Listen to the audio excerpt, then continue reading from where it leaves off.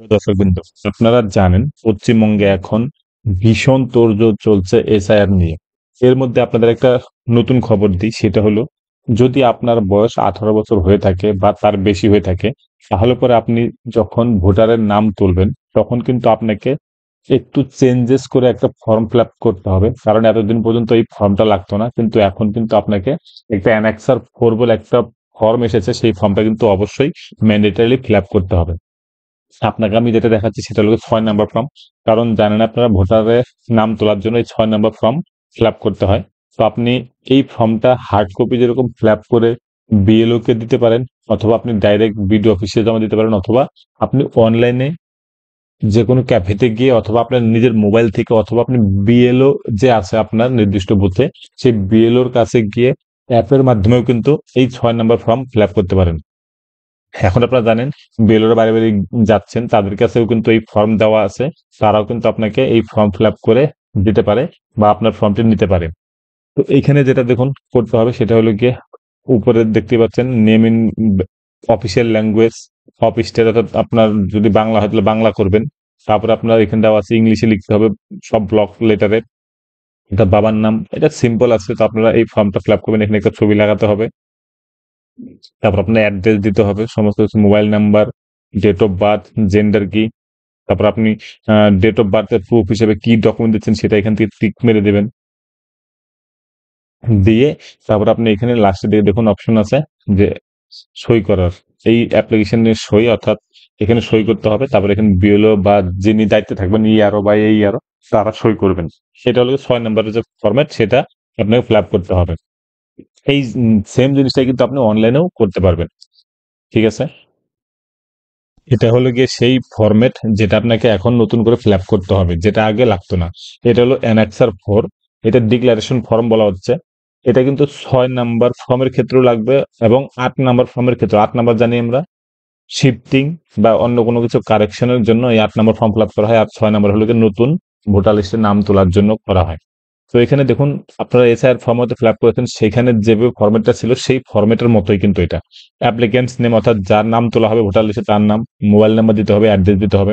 তারপরে তার বাবার নাম বা গার্জেন নেম, বাবার এপিক নাম্বার, মায়ের এপিক নাম্বার, মায়ের নাম, আর স্বামী বা স্ত্রীর নাম এবং তার এপিক নাম্বার যদি থাকে তাহলে সেটা কিন্তু উপরের যে এই পার্টটুকু আছে এই পার্টটুকুতে দিতে হবে। নিচের যে অপশনটুকু আছে সেটা হলো গিয়ে আপনার লাস্ট যে এসআইআর হয়েছে, সেই এসআইআর এ আপনার যদি নিজের নাম থাকে, অর্থাৎ আপনারও যদি ধরুন বয়স 18 বেশি, কিন্তু কোনো কারণের জন্য আপনার নামটি কেটে গিয়েছে বা বাতিল হয়ে গিয়েছে, অন্য কোনো সময় ছিল, এই সমস্ত যাবতীয় কেসের ক্ষেত্রে আপনি আপনার নিজের তথ্য যখন দিবেন তখনই বাঁ দিকের যে কলামগুলো আছে সেখানে দিতে হবে। এইখানে হলো কি আপনার 2002 বা অন্য কোনো এসআইআর এ যদি নাম থেকে থাকতো তার ডিটেলস, আচ্ছা আপনার নিজের ক্ষেত্রে। আর যদি সেটা না থাকে, কারণ বেশিরভাগই যদি 18 বছর হয়ে থাকে, তাহলে পর তার কিন্তু নিজের নাম তো থাকবে না কোনো এসআইআর এ। সেক্ষেত্রে সে এই ডান দিকের যে কলামটা আছে সেটা ফিল আপ করবে। দেখুন দেখা লেখা আছে details of the relative whose name is given in the previous column in the last SIR. এখানে কিন্তু আপনার উম, বাবা হতে পারে, মা হতে পারে, বা ঠাকুরদা বা ঠাকুমা, অথবা দিদা বা দাদু। এই 6টা যে ক্যাটাগরি আছে, এদের যদি 2002 বা অন্য কোনো এসআইআর এর নাম থাকে, তার ডিটেলস কিন্তু এখানে ফিল আপ করতে হবে এই ডান দিকের কলামটাতে। এখানে আপনি কি দিবেন, ধরুন আপনার বাবার ডিটেলস আপনি দিবেন, সেক্ষেত্রে আপনার বাবার নাম, তার এপিক নাম্বার, অর্থাৎ এপিক কিন্তু 2002 বা যে লাস্ট এসআইআর হয়েছিল সেখানে যে এপিক নাম্বার সেটা। বা আপনার যদি দাদুর দেন তাহলে দাদুর এপিক নাম্বার হবে, নাম হবে। আর এপিক নাম্বার দেওয়ার পরে ধরুন রিলেটিভস নেম, এটা কিন্তু অনেকেই গন্ডগোল করছে।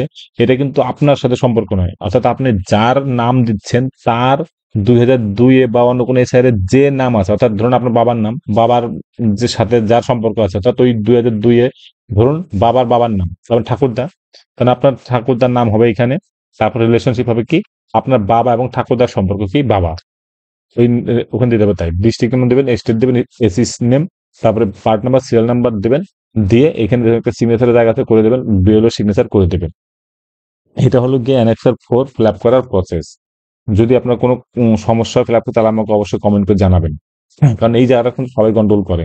যখন আপনি অন্য কারো নাম দিয়ে তুলছেন সেক্ষেত্রে কিন্তু নাম যার দিচ্ছেন তার তার সাথে যার সম্পর্ক দেওয়া আছে 2002 বা লাস্ট এসআইআর এ ওখানে লেখা থাকে। যে যার নাম আছে তার প্লাস হলো তার সাথে যে সম্পর্ক রিলেটিভ সেটা দেওয়া থাকে, প্লাস সম্পর্ক দেওয়া থাকে, স্বামী স্ত্রী বা পিতা কি আছে সেটা দেওয়া থাকে, সেটা কিন্তু লিখতে হবে। আর এটা হলো গিয়ে ডিক্লারেশন ফর্ম, অর্থাৎ এরকম হতেই পারে কারো ক্ষেত্রে কোনো ম্যাপিং নেই বা লিঙ্কেজ নেই, সেক্ষেত্রে কিন্তু আপনাকে এই ফর্ম যে ডিক্লারেশন আছে এখান থেকে যে 11টা ডকুমেন্ট আছে তার মধ্যে যে কোনো একটা কিন্তু আপনাকে প্রোভাইড করতে হবে। অর্থাৎ 1927 সালে আগে যদি জন্ম হয়ে থাকে তাহলে নিজের যে কোনো একটা ডকুমেন্ট, আর যদি 1927 থেকে 2004-এর মধ্যে থাকে তাহলে পরে নিজের একটা সেলফ ডকুমেন্ট এই 11টার মধ্যে, প্লাস আপনার বাবা বা মায়ের যে কোনো একটা ডকুমেন্ট এই সেলফ ডকুমেন্টের, এই 11টা ডকুমেন্টের থেকে কিন্তু আপনাকে দিতে হবে। আর এটা যদি না দিয়ে থাকেন আপনি তাহলে পরে কিন্তু আপনার নাম উঠবে না ভোটার লিস্টে, কারণ এখন আপনাকে প্রমাণ করতে হবে যে আপনার পরিবারের কারো নাম 2002 বা লাস্ট এসআইআর ছিল, অথবা আপনার এই যে 11টা ডকুমেন্ট এখান থেকে কিন্তু যে কোনো একটা ডকুমেন্ট আপনার দিতে হবে এই ডিক্লারেশন ফর্ম অনুসারে। তো আপনারা সেইভাবে কিন্তু অনলাইনে বা অফলাইনে ফর্ম ফিল আপ করবেন। বন্ধুরা, যদি কোনো কিছু জানা থাকে তাহলে অবশ্যই কমেন্ট সেকশনে জানাবেন, আর চ্যানেলটিতে নতুন হলে অবশ্যই চ্যানেলটিকে সাবস্ক্রাইব করবেন, ভালো লাগলে লাইক কমেন্টও কিন্তু করতে একদম ভুলবেন না। ধন্যবাদ।